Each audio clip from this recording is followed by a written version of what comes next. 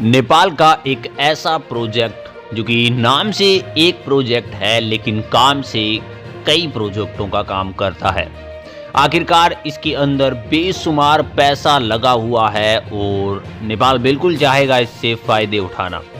कितने फ़ायदे उठाए जा सकते हैं वो भी एक सोचने वाली बात रहने वाली है। नमस्कार, मैं पीएम डीएनएस सिंह और आप देख रहे हैं कमाल यार। इस वीडियो में कंप्लीटली जानेंगे कि आखिरकार कौन सा ये प्रोजेक्ट है जिसकी लागत सुनकर सभी हैरान हैं, और सबसे बड़ी बात ये भी कि इस प्रोजेक्ट के कंप्लीट होने में अब थोड़ा सा समय बाकी है। लेकिन कुछ एक कार्य तो इसके शुरू भी हो चुके हैं, कुछ एक जो बेनिफिट्स हैं वो भी मिलने शुरू हो चुके हैं। जैसा कि मैंने पहले भी बताया था कि ये मल्टीपर्पज़ प्रोजेक्ट है, तो इसके यहाँ पे कुछ लाभ मिलना कोई बड़ी बात नहीं है। आखिरकार सवाल ये भी उठता है कि क्या ये एक प्रोजेक्ट काम चला देगा या फिर ऐसे कई प्रोजेक्ट हमें लाने पड़ेंगे। तो ये सारी बातें इस वीडियो में होगी। वीडियो के अंत तक बने रहिए और अगर आप चैनल पर नए हों तो चैनल को सब्सक्राइब करके बेल आइकन दबा लीजिए ताकि आपको अपडेट भी सबसे पहले मिल सके। चलिए वीडियो को शुरू करते हैं। नेपाल के अंदर बढ़ रही आबादी को देखते हुए अब एक तो जल की सुविधा देना बहुत ज़्यादा महत्वपूर्ण है। आबादी को बढ़ता हुआ देखकर विद्युत को भी, इलेक्ट्रिसिटी को भी और ज़्यादा बढ़ाने की आवश्यकता है। इसके साथ साथ हमें कई ऐसे टनल्स, रोड्स निकालने की आवश्यकता है जिससे कि हमारे टूरिज़्म को भी बढ़ाया जा सके, या फिर ऐसे कहें कि हर एक सेक्टर के अंदर हम कहीं न कहीं अच्छा कर सकें।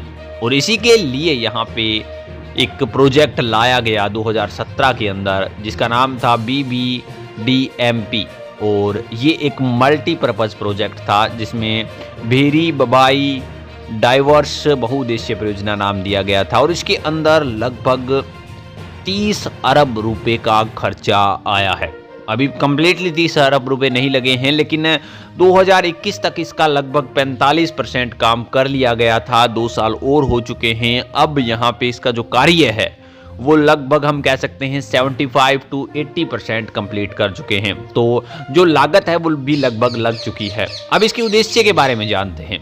देश में उपलब्ध जल संसाधनों के इष्टतम उपयोग के लिए बेसिन डाइवर्जन बहुउद्देश्यीय परियोजना का विकास किया गया।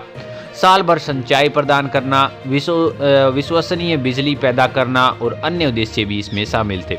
सुरंगों के तेजी से निर्माण और अन्य बुनियादी ढांचों के विकास में ऐसी प्रौद्योगिकी क्रांति लाना इसका उद्देश्य था, और टनल बोरिंग मशीन का सफल उपयोग भी इसके अंदर किया गया है।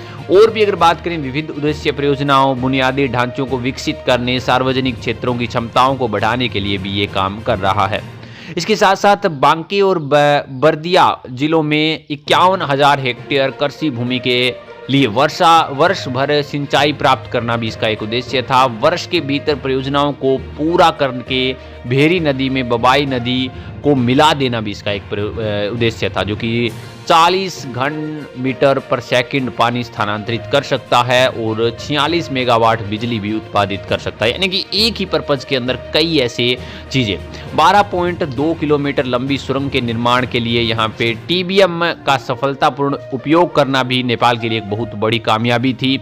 और इसके साथ साथ बहुउद्देश्यीय परियोजना के विकास और TBA प्रौद्योगिकी के उपयोग के लिए जल संसाधन और सिंचाई क्षेत्र में काम करने वाली तकनीक कर्मियों को तकनीकी क्षमता को बढ़ाना भी इसका एक उद्देश्य था।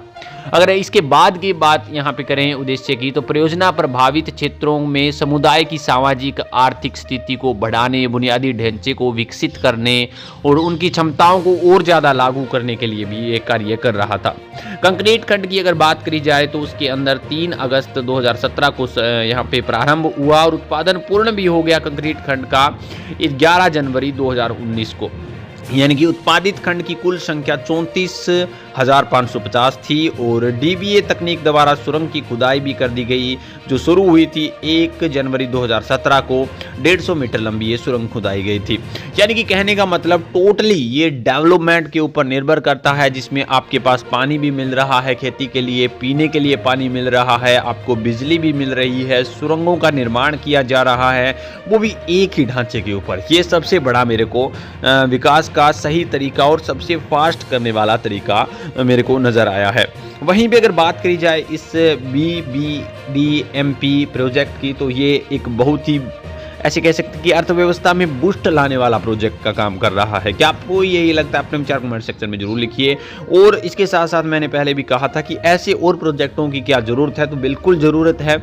आपको क्या लगता है ऐसा, ये भी बता दीजिए। चलिए आज के लिए इतना रखते हैं, आगे कोई नया अपडेट मिलता है फिर आपके सामने आ जाऊँगा। तो वीडियो को लाइक कीजिए, शेयर कीजिए और अगर आप चैनल